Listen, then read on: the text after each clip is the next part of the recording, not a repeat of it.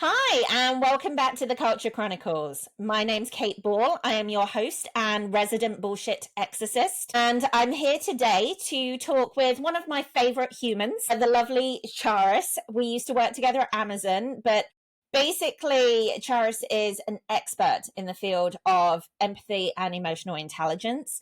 And we've been talking a lot recently about how that intersects with the introduction or the mainstreaming of AI. Because let's face it, in the rush to adopt AI automation and digital everything, one essential leadership trait is becoming more of a competitive advantage, and that is emotional intelligence.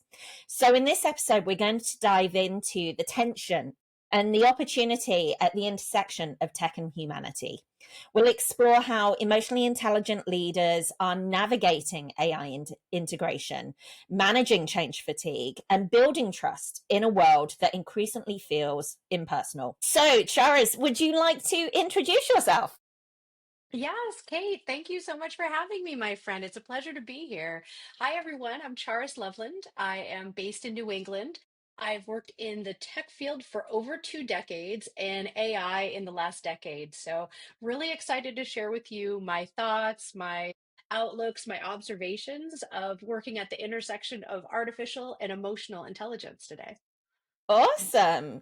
Appreciate you. So let's start with the basics then. Why do you think emotional intelligence is becoming more important as tech becomes more advanced? I really think it's that uniquely identifying characteristic that we all share, which is our humanity.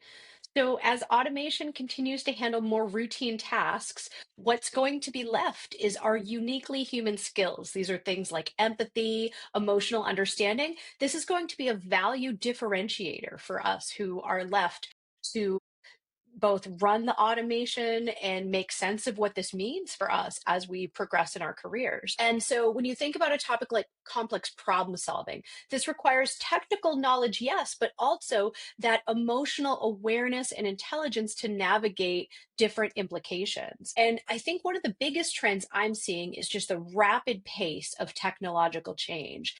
And this is creating anxiety and resistance that only folks with strong emotional intelligence will be able to effectively address. And to just share a quick statistic about how rapid the change is, back in the 90s, when email came about, it took 61 months to grow to 100 million user base for email. Then TikTok did so, 100 million users, in just 9 months, which was unprecedented. But one of the most ubiquitous large language models, ChatGPT, that grew to a user base of 100 million users in just 2 months. Wow, I know I was an early adapter and I have been anxiously awaiting all of the updates. It's definitely changed a lot over the last couple of years. But I'm glad you touched on the anxiety because that's something I hear quite frequently. And despite what you may kind of generalize, I'm hearing it from all ages. So it's not necessarily just people who are not used to the pace or are stuck in the status quo, shall we say. So just talk to me about what you consider the biggest risks of automating too much without human oversight or empathy. And let's try and alleviate some of those fears of robot overlords that are taking over.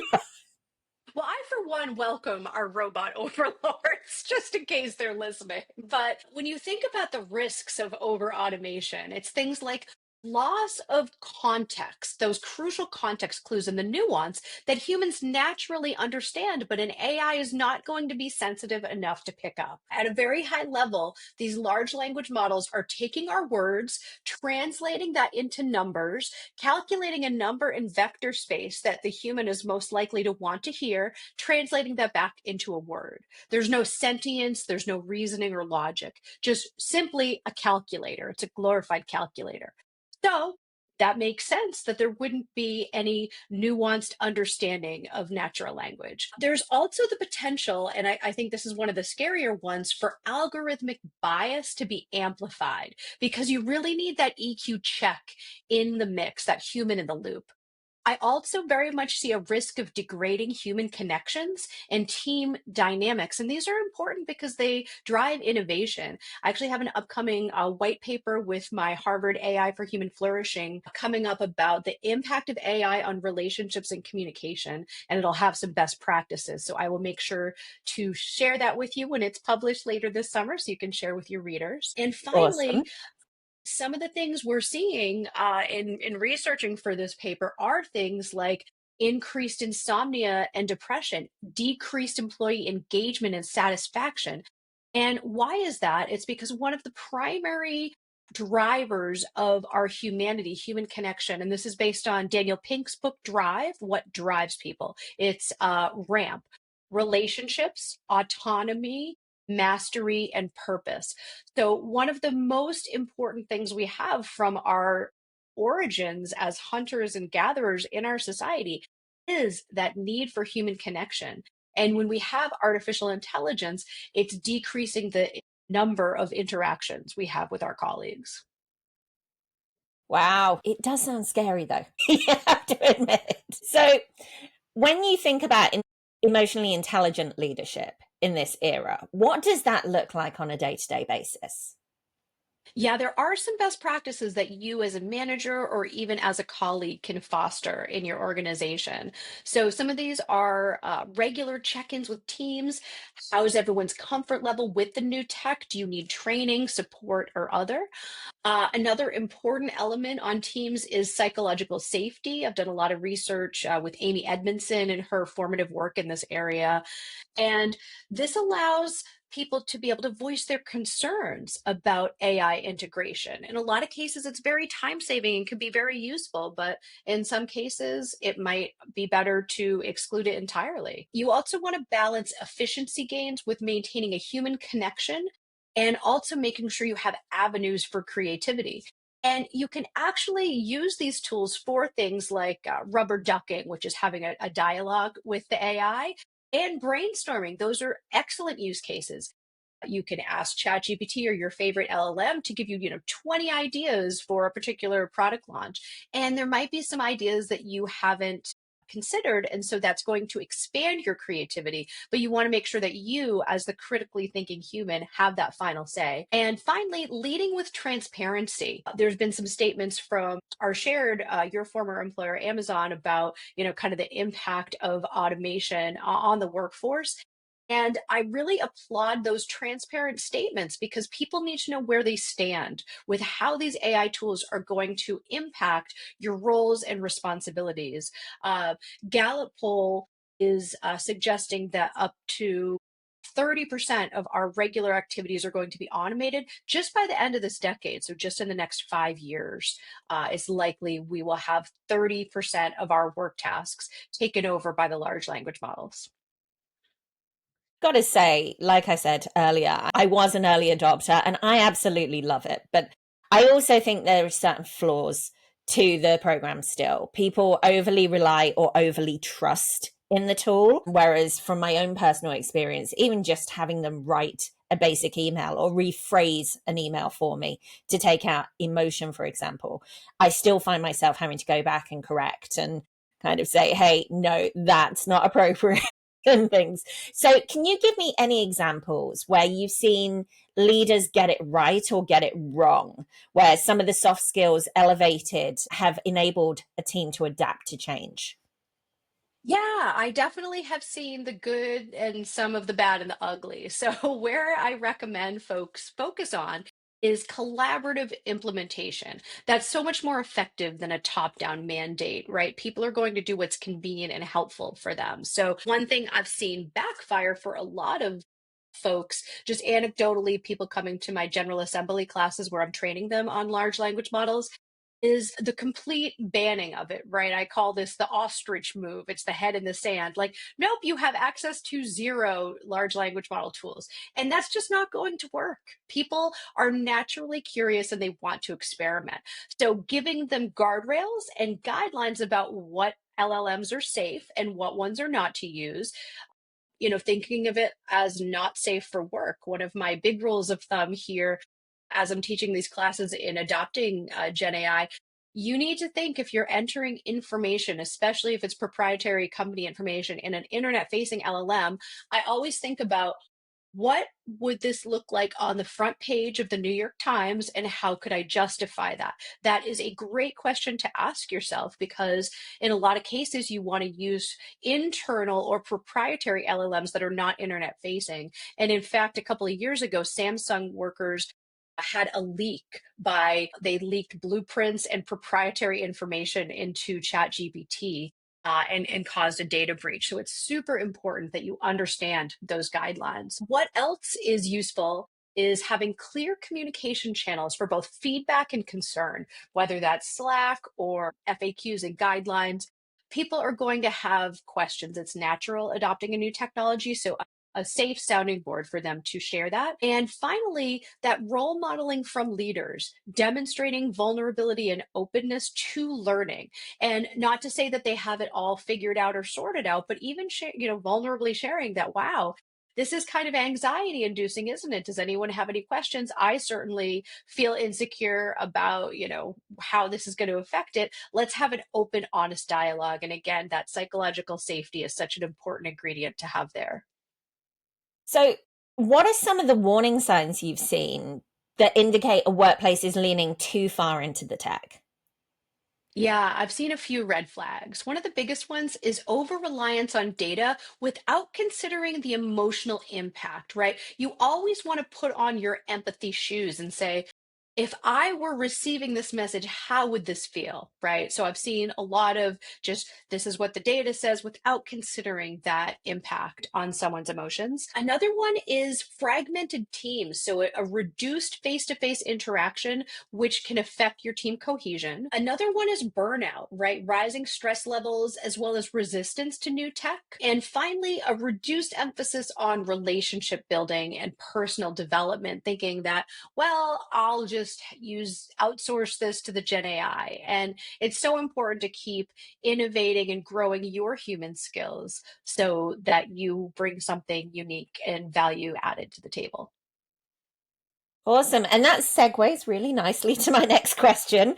So, we've been talking about the tech for a lot, but what about those soft skills? Like, what should companies be prioritizing when it comes to human centric training? That's such an important question, Kate, because so many people are focused on technical training of, say, using the LLMs. And I really think that the differentiators are going to come in our human skills.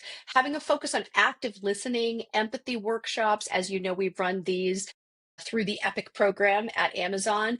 And they should be accompanied by the technical training so that people have a way to synthesize and make sense of what's happening on a macro level.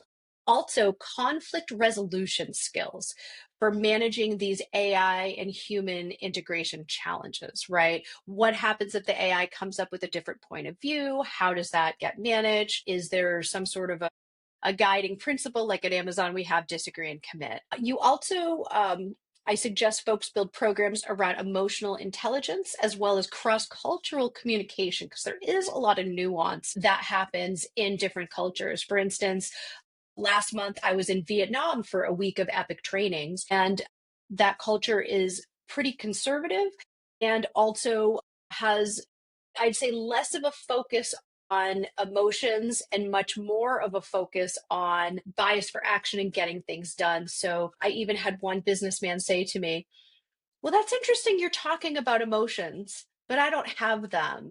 And I think it's very common that folks feel like they didn't receive training in this, they have no self-awareness, and so how do you start to manage this stress when you're simply not aware of the way emotions are affecting you? And I guess my last suggestion for those human skills trainings would be adaptive leadership skills, because change is a constant, and that is the only constant right now in this VUCA times: volatile, uncertain, complex, and ambiguous. So how do you start to begin to wrap your head around the constant changes happening and also this radical pace of change? And you are quite possibly the best person on earth for me to ask this question because you're already doing it. But for those that don't know how to do this, how can you teach something like empathy and adaptability at scale? Yeah, I am so fortunate to have been able to develop and grow this program alongside Richwa at Amazon for 3 years. And some of the best practices we've learned on training our 1.3 million customers and employees is mentorship programs. It's so important to find folks and pair them with emotional intelligent coaches and leaders because emotional intelligence is not a destination, it is a journey. So it's really important that you have a safe space and a community. We have a Slack channel on Amazon, and also to really do practical exercises. So, this Vietnam trip I referenced in June, it was a series of conversations. It was a little bit about here are the fundamentals of emotional intelligence, but that real world scenario training. Let's get in a group of four. Let's talk about a difficult situation you're having with a coworker. Let's look at these four reframing techniques and find out is there some way we can reframe this situation to make it more manageable in the moment. So, those hands on practical exercises are really the hallmark of any emotional intelligence training. Also, having safe spaces. And again, that continuous practicing of those difficult conversations and getting feedback. And why not use AI to help?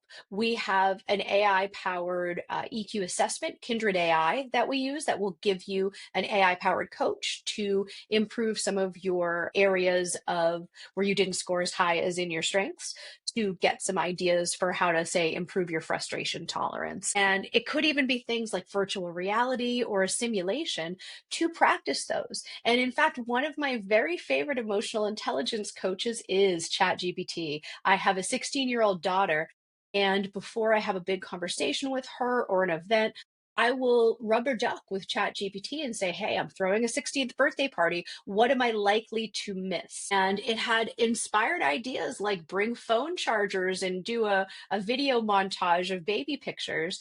And for difficult conversations, it can give you ideas for collaborative problem solving in the moment to help your teenager come up with the best solution and actually have a very collaborative conversation so they feel invested in it and part of it. So even though you don't want to outsource your brain and your emotions to ChatGPT, it can be a valuable brainstorming partner for you.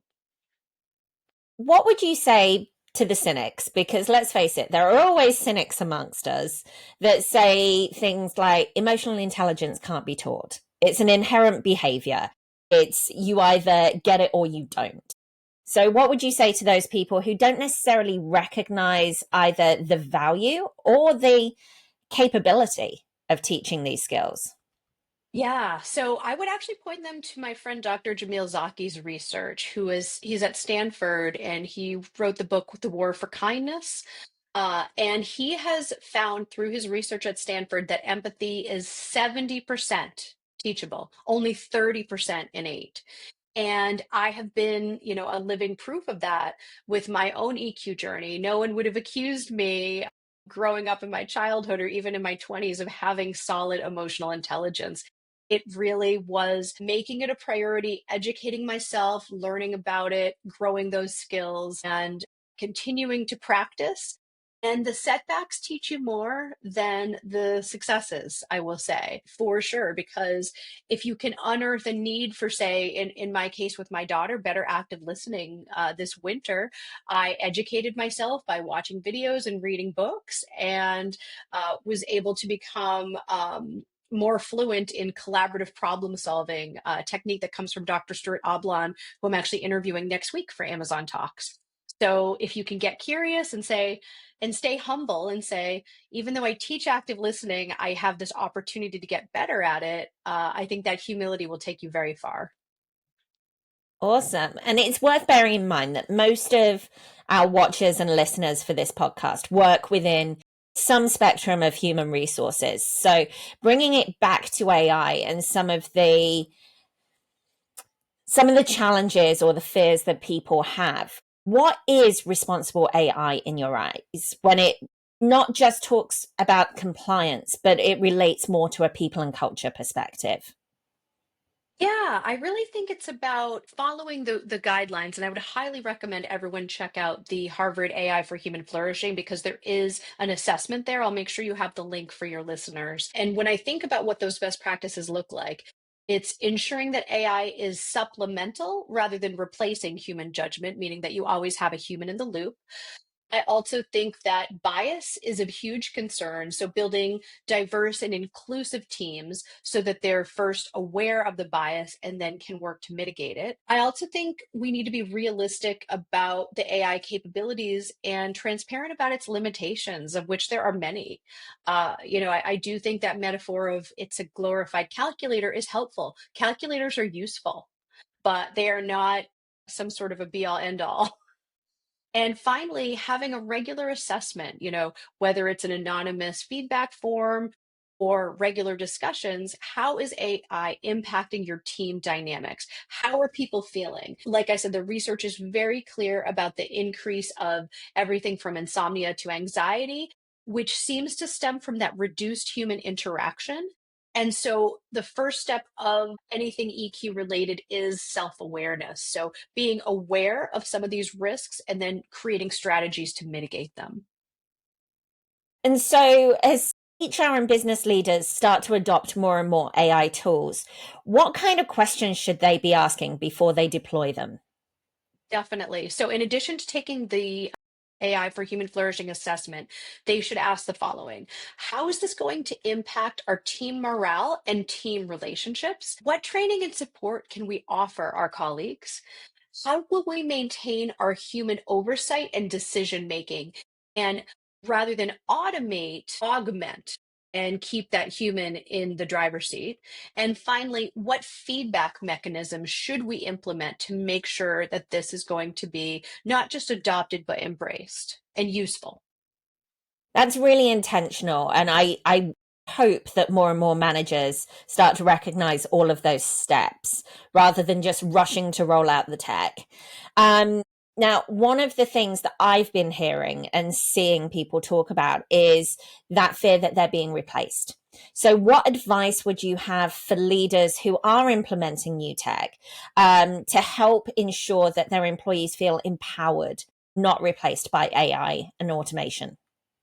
Yeah, there's this quote that's going around that I feel is such an oversimplification that humans with AI are going to replace humans without AI. And I think that's a fallacy on many levels that we don't have time to get into. So let's focus on what HR teams can do to empower their employees so that it reduces the fear, uncertainty, and doubt and the fear of missing out that they're having. I really think it starts with involving teams at the ground level. Before you decide how you're going to implement the AI, get the feedback.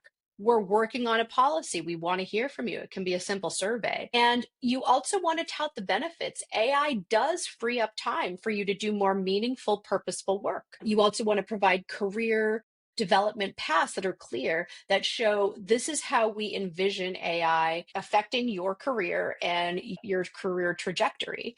And finally, really focused on that human creativity and EQ as this is the unique spark that you bring to the table. So we want to celebrate that and promote that because that's irreplaceable. That's nothing an LLM will ever be able to accomplish.